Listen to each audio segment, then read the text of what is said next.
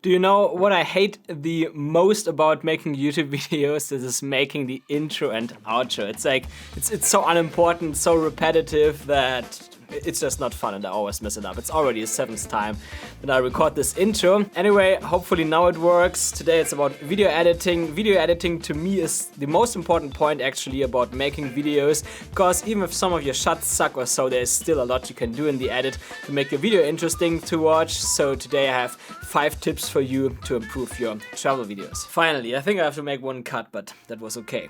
Cheers.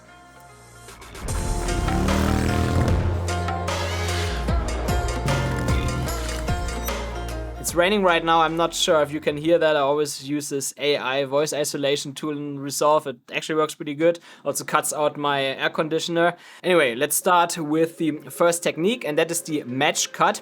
Match cut is not actually something technical that is complicated or so. You can do it with a jump cut, you can use a crossfade effect or whatever. But what it means is that you bring clips together that have something in common. That can either be a similar or even the same subject that you filmed there, but it can sometimes also be that you just use similar forms or stuff like that. So to give you a very simple example, let's say you have 2 clips on different places where a person is standing right in the middle of the frame and around the same distance to the camera, like around the same size, then you could easily bring those clips together in post and just do a simple jump cut, and it automatically looks a lot better as if you would switch from one clip with a person to a completely different clip, just because both clips have a connection. So it automatically feels like, okay, they fit somehow together, even if the clips itself are completely different. And where I like to use match cuts is, for example, if I want to switch from one place to another place in my travel videos, because if you just suddenly switch from one place to another, that oftentimes feels a bit off. That's why many people put drone shots or time lapses or so in between. It's another technique that you can use there. But if you want to switch a bit quicker from one place to the other, then match cut is also a good technique to use for that. What you also have to do sometimes when you use match cuts is to crop in a little bit to change the framing of the shot. Let's say in our person example, in one shot the person is a little bit smaller as in the other shot, then I would zoom in or crop in a little bit more into the shot where the person is smaller, so that the person has around the same size, because then it matches a little bit better. It's actually a really cool effect, because if the person has exactly the same size and the same position in the frame, our eyes are already drawn to it, and if then suddenly everything changes around that person, that's a pretty cool effect, even if it's quite easy to do. So when putting your clips together in your timeline, think about that. Can you do a match cut somewhere? Are there clips that have something in common, where it's either the same object or the same form or something like that? And then use this technique. That will make your travel videos a lot better. And our next technique sounds very similar, which is called match action or continuity editing.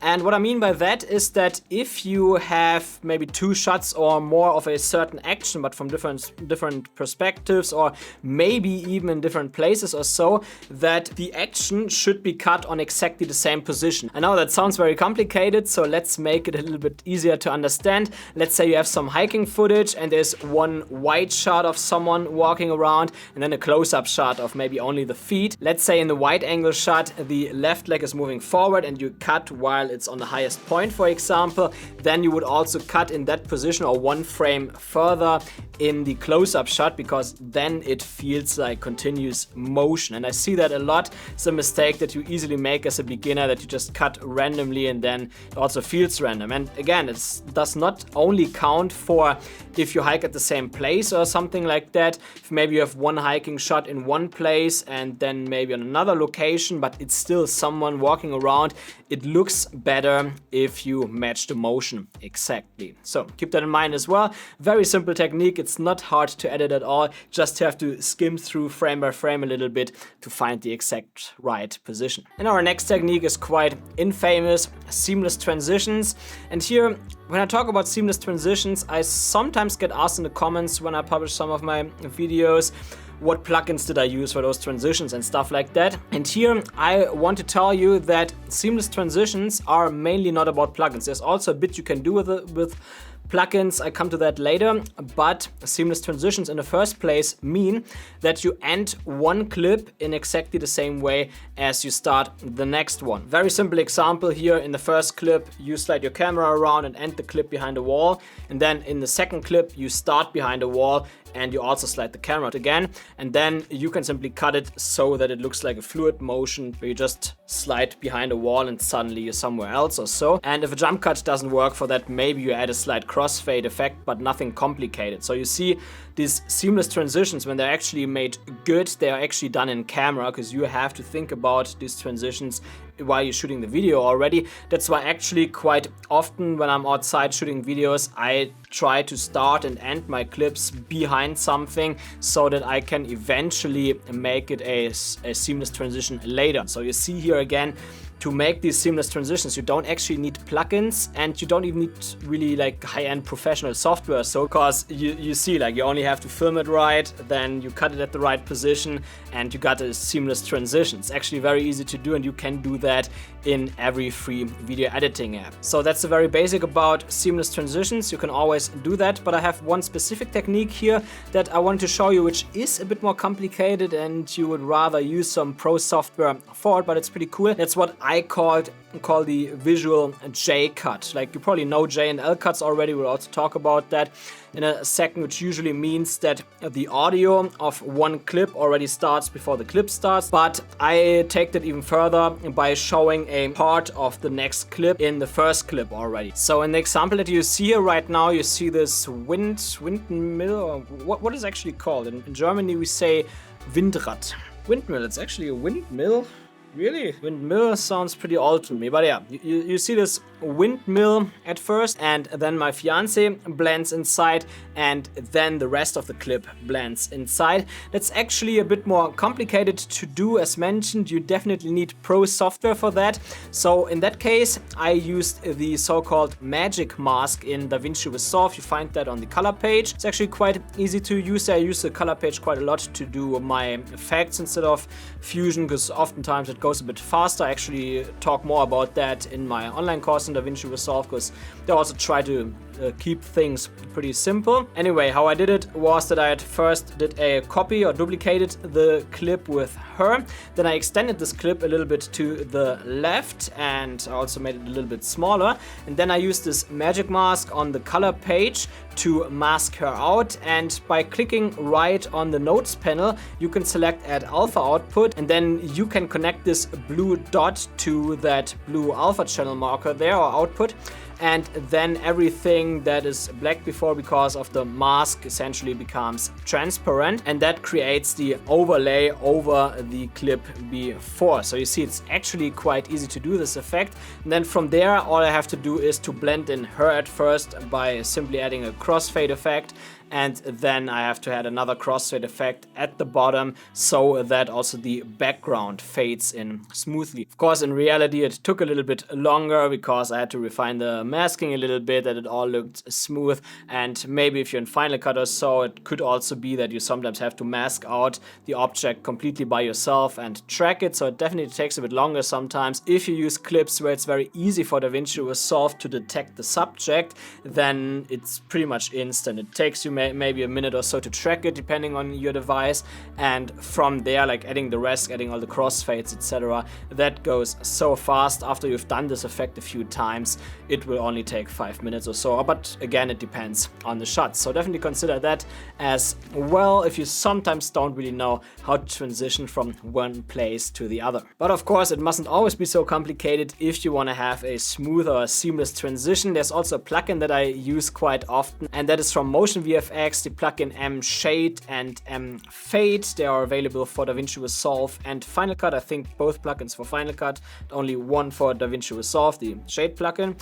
And basically what it does is it adds a like slide effect, but also puts a shade on top. Then there are different shapes, etc. And that's cool, especially if you have some shots that are a little bit darker, where it would actually look natural that it goes behind something black or so. So just a recommendation here, if you sometimes want to have some easy effects, use those plugins. I will leave links to them in the description below. But let's also come to another plugin that I use for many years already, and this is also the sponsor of today's video, Film Convert. And as the name suggests, that gives you film color in your footage, and it's actually super easy to use. You just apply that plugin to your clip, and from there you select the camera and picture profile you chose, and it automatically converts everything into film colors. Of course, there are more settings that you can choose. You can, for example, select the film stock that you want to emulate. For example, if you like Fujifilm stocks more, it's all there. They also have Kodak by standard. They also like this portrait look that's a little bit more at the bottom. It's really nice. Then you can also reduce or increase the grain if you want to have film grain or not. I personally don't like film grain. I use it sometimes where it fits artistically, but not always. So I usually drag the slider to the left, and you also can decrease the sharpness there a little bit, which sometimes can make sense, especially if you work with iPhone footage, for example, or so. You can also color grade iPhone footage with that, which actually looks pretty good. And that like gets rid of this digital sharpening a little bit, so it looks a little bit smoother and more organic and not so digital. So if you don't want to waste much time color grading your videos or learning how to do so, then that's a plugin that I can absolutely recommend, at least if you're more into this film-like colors and you don't want to have this more digital and oftentimes smartphone-like look that you oftentimes see on YouTube. So definitely check it out. I will also leave a link in the description below. And again, I use this plugin already for many years, and I even recommended it before this channel got sponsored by Film Convert. So this is my honest opinion. But let's come to our next video editing technique, and that is adding L and J cuts. Now what that means is that you basically edit your audio that it generates an L or J shape. So a J cut means that you extend the audio of a second clip to the left, so that it already starts at the clip before, and a L cut means that you extend the audio to the right, so you can still hear the audio from the previous clip while you're already watching the next clip. And these techniques, they are super important, especially if you have parts in your videos where there's no music or only a little bit of music, when you can really hear the sound effects or the surrounding, because sometimes you make a jump cut but it doesn't feel right, like something is missing there in the jump cut. It feels too abrupt. And then if you extend the audio to the left, if you can already hear the audio from the next clip, then you let the viewer know that something is coming soon, and then when the next clip comes, they already expected that, and then it doesn't feel random anymore. So it's also a very easy technique, but it's very powerful. My fiance recently edited her first video of our trip to Koh Chang here in Thailand, and she wanted to do a more ASMR-like video that you can really hear everything that's going around there.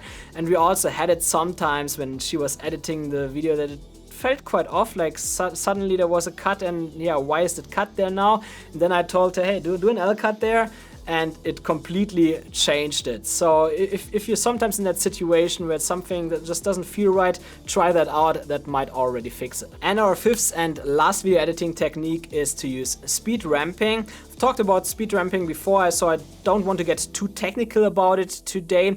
I want to show you more how to do it good, because like by standard, speed ramping means that while you're watching a clip, it changes its speed. For example, a clip starts slowly, then you do kind of a time-lapse effect in the middle that the clip speeds up, and then it gets slow again, or maybe at the end of a clip you suddenly speed it up to like move it out, etc. But the classic way of how many people do speed ramping is to make cuts. Like as a beginner, for example, you have a long clip, so you make two cuts, so you have a beginning, a middle, and an end part of that clip. Then you speed that middle part up so that you have kind of a time lapse or a hyperlapse effect in the middle, and then get slow again. But that feels bad because it's too sudden, like it's slow and then suddenly it's fast. And that's why a better way of doing that is to use keyframes, or in DaVinci Resolve that's called speed points. So essentially you start by pressing, I think it's Command R, to open that retime menu in DaVinci Resolve. It's actually quite similar in Final Cut. and then you add speed points there by clicking that arrow icon and add speed point.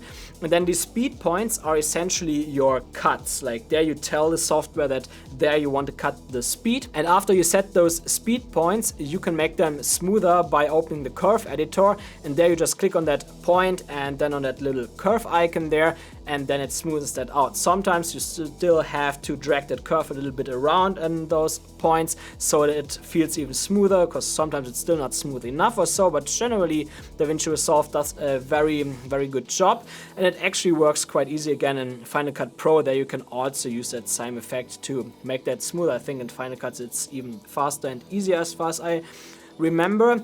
So this is how you make speed ramping actually good. I think that's also possible in the free version of DaVinci Resolve. So if you're still looking for a video editor, you don't want to spend money right now, but you want to do some cool, good looking speed ramping effects, then DaVinci Resolve free version will have you covered. But definitely do it like that. If you do the old method where you just cut, and then you speed things up or slow them down, etc., that just looks bad. And if you want to learn more about how to edit in DaVinci Resolve, both in the free and the studio version, then check out this video here in the corner. There you will learn more. And aside from that, if you enjoyed this video, then please leave me a thumbs up and consider subscribing for upcoming tutorials. See ya!